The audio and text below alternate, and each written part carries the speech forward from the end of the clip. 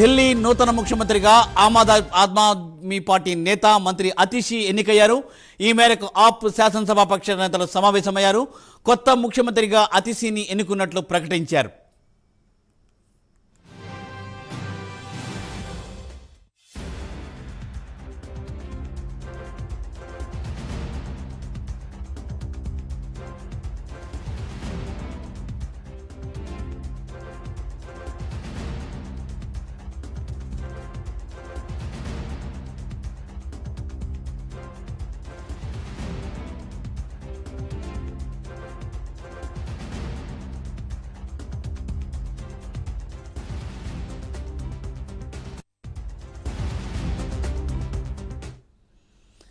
Right, breaking news చూస్తున్నాం. ఢిల్లీ నూతన ముఖ్యమంత్రిగా ఆమ్ ఆద్మీ పార్టీ నేత మంత్రి అతిషి ఎన్నికయ్యారు. ఈ మేరకు ఆప్ శాసనసభాపక్ష నేతలు సమావేశమయ్యారు. కొత్త ముఖ్యమంత్రిగా అతిషిని ఎన్నుకున్నట్లు వారు ప్రకటించారు.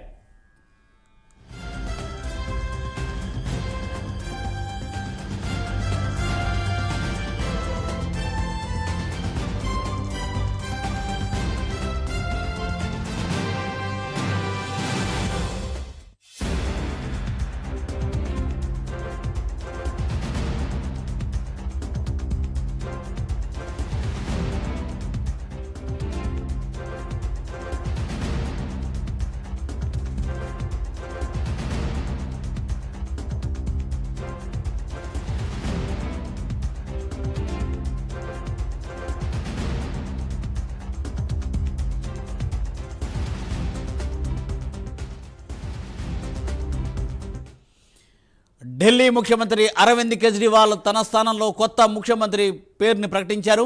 ఢిల్లీ నూతన ముఖ్యమంత్రిగా ఆమ్ ఆద్మీ పార్టీ నేత మంత్రి అతిషి ఎన్నికయ్యారు. ఈ మేరకు ఆప్ శాసనసభాపక్ష నేతలు సమావేశమయ్యారు. కొత్త ముఖ్యమంత్రిగా అతిషిని ఎన్నుకున్నట్లు వారు ప్రకటించారు. దీనిపై మరింత తాజా సమాచారాన్ని మా నేషనల్ బ్యూరో కళా శ్రీనివాస్ అందిస్తారు. కళా.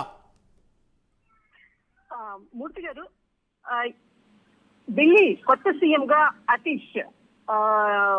అతీష్ యొక్క పేరుని సీఎం కేజ్రీవాల్ ప్రకటించడం జరిగింది. ఇప్పుడే కొద్దిసేపటి క్రితమే 5 నిమిషాల క్రితమే ఈ యొక్క పేరుని ప్రకటించడం జరిగింది. దాదాపు ఒక 3 రోజుల నుంచి ఎవరు కొత్త సీఎం పీఠాన్ని అధిరోహిస్తారు అన్నటువంటిది ఎంతో, అంటే ఇక్కడ ఉన్నటువంటి ప్రజలందరూ కూడా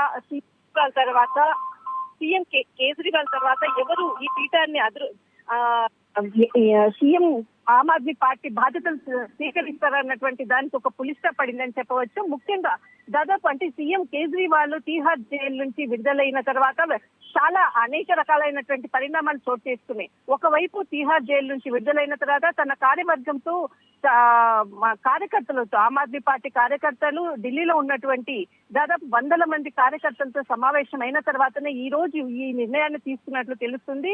అంటే సీఎం కేజ్రీవాల్ తీహార్ జైల్లో ఉన్నప్పుడు అంటే అక్కడ నుంచి సీఎం కేజ్రీవాల్ ఇచ్చేటటువంటి ప్రతి ఒక్క విషయాన్ని కూడా తూచా తప్పకుండా అతిషి పాటించడంతో ఒక నమ్మకస్తురాలైనటువంటి వ్యక్తిగా కేజ్రీవాల్ కి ఉండింది. కాబట్టి ఈ బాధ్యతను కూడా కీలకమైనటువంటి బాధ్యతను మంత్రిగా తను దాదాపు ఇప్పటికే 5 శాఖలను ఆమె నిర్వహిస్తూ ఉన్నారు.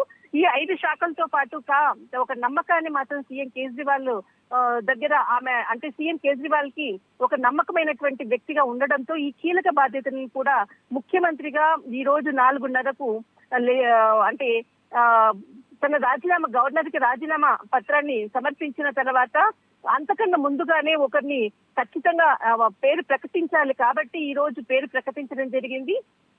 ఈ రోజు 4:30కు లెఫ్టినెంట్ గవర్నర్ ని కలవబోతున్నారు. అంతకన్నా ముందుగానే ఈమె పేరు ప్రకటించడం జరిగింది. అందరూ ఊహించినట్లుగానే అంటే ఒక మహిళగా అంటే ఒక మహిళకు ఈ బాధ్యతను అప్పగిస్తారన్నటువంటి అందరూ కూడా ఊహాగానాలు ఉన్నాయి. అది నిజమైందని చెప్పవచ్చు. మూర్తి మేడం, థ్యాంక్స్ ఫర్ అప్డేట్.